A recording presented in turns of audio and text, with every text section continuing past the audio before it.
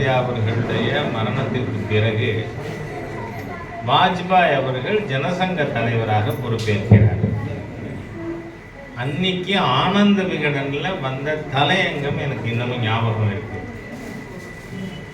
இந்திய அரசியல் வானில் ஒளிமிகு நட்சத்திரம் அப்படின்னு தலைப்பிட்டு ஆனந்த விகடன் பத்திரிகை 1967 எழுதிய தலையங்கத்தில் என்ன எழுதியிருந்தாங்கன்னா, இன்று ஜனசங்க தலைவராக பொறுப்பேற்றிருக்கின்ற இந்த இளைஞன் நாளை இந்த நாட்டின் பிரதமர் ஆவார்.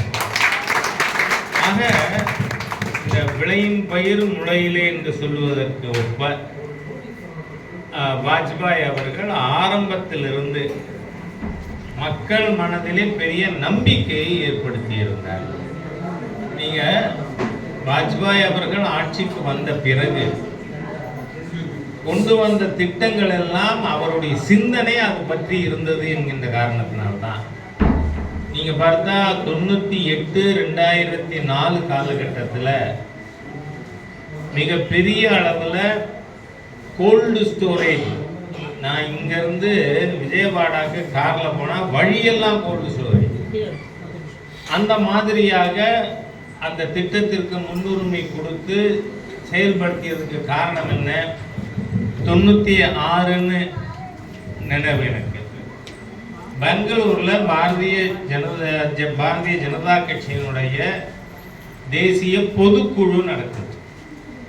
அந்த தேசிய பொதுக்குழுவில் திரு அடல்ஜி அவர்கள் பேசும் பொழுது, நாம் ஒரு துறையிலே கவனம் செலுத்தாமல் இருக்கோம்.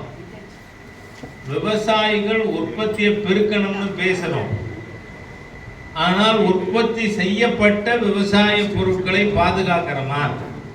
அன்றைக்கு 96 காலகட்டத்தில் ஆண்டுக்கு 10,000 கோடிக்கு காய் கனி பூக்கள் அழுகி கொண்டிருக்கிறது, வீணாகிறது. அப்போ அடல்ஜி சொன்னார், இது வீணாகிறத நிறுத்துறது தான் நம்மளோட முதல் கடமையாக இருக்கணும். விவசாயி உற்பத்தி பண்ணிடுறாரு, ஆனால் அவர் உற்பத்தி செய்தது பாதுகாக்கப்படாமல் வீணாகிறது. அதனால்தான் மிகப்பெரிய அளவில் கோல்டு ஸ்டோரேஜ் திட்டம். நீங்க வாஜ்பாயின்னு சொன்னாலே நம்ம முதல்ல சொல்றது என்ன?